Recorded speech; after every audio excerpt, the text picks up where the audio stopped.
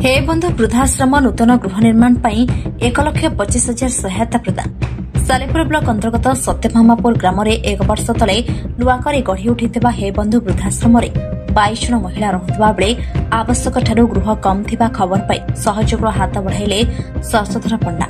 पूर्व प्रतिश्रुति को आज पूरण करिसेंति वरिष्ठ शिक्षाविद साहित्यिक तथा वर्षियान समाजसेवी शशधर पंडा। आज हे बंधु वृद्धाश्रम नूतन गृह निर्माण कार्य पूर्व 50,000 टंका सहायता प्रदान करथिबा बेले गत 9 तारिख में 25,000 टंका सहायता प्रदान करथिले। आज हे बंधु वृद्धाश्रम पहुंची गृह निर्माण कार्य को तदारख करने सहित 50,000 टंका सहायता प्रदान करिसेंति। एही गृह निर्माण कार्य मोट 1,25,000 टंका सहायता प्रदान करिसेंति। जेपरि एही गृह निर्माण यथाशीघ्र कार्य संपन्न हेबो सही विषय में आलोचना करथिले। एही गृह से पंचमी दिन शुभ उद्घाटन हेबो सही विषय आलोचना करथिले। एक कार्यक्रम में समाजसेवी परमानंद मुदुली समेत हे बंधु वृद्धाश्रम सभापति Ambika Prasad Mohanty, project coordinator Amrish Mohanty, project director Anita Mohanty, Priyadarshini Mohanty, Pragya Paramita Mahapatra, Sandhyarani Mohanty समेत समस्त अंतेवासी उपस्थित थे।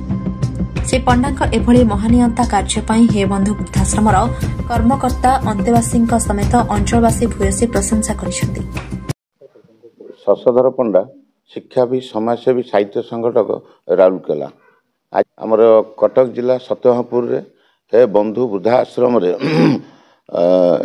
बहुत दिन रु तांकर गोटे कार्यक्रम बा गोटे रूम रो आवश्यकता थिला। तेणु ये जो ए वृद्धाश्रम जो सभापति संपादक सब सदस्य सदस्य नहीं चलुंट ओडिशार जेते वृद्ध वृद्धाश्रम यह एक स्वतंत्र से पुत्र माने जो माँ मान को बाहर कर कौन कारण पाई से एठारे आमर सभापति संपादक सब जो भाई एठी रखी लालन पालन चिकित्सा करुँच एक स्वतंत्र तांकर गोटे घर आवश्यक थिला ताकू मु प्रतिश्रुति देइथिली से घरटे को पूर्ण करने किसी आर्थिक सहयोग कराइथिला। आउ अवश्य किसी आर्थिक सहयोग आवश्यक थिला ताकू दवापाई आज एठाକୁ आसथिली ताकू मध्य पूरण करिछु एवं से जो माँ मान रूम टी किबे मंदिर रे परिवर्तन है से सरस्वती पूजा दिन ताहाकू पूजा अर्चना पूजन करी से घर को से माने प्रवेश करेंगे सेटा को आज आम भर आलोचना होता है निश्चित से पूरण हम।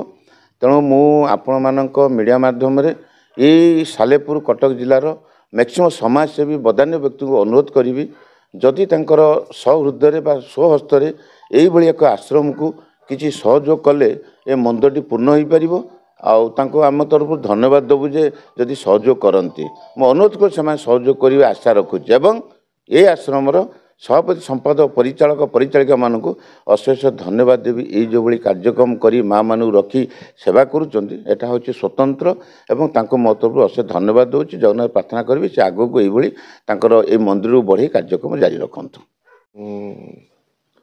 हे बंधु वृद्धाश्रम की प्रेसिडेंट सभापति हिसाब से आपण मान समस्त प्रणाम करके विशेष विशेष धन्यवाद देवी जे आमको एत साहय हाथ बढ़ाई सार पाखे चिर ऋणी रही सब सार ये 3 थर 4 थर आइले आसिक आम मान को सहायतार हाथ बढ़ाई से सार को अशेष प्रणाम जनाऊँ।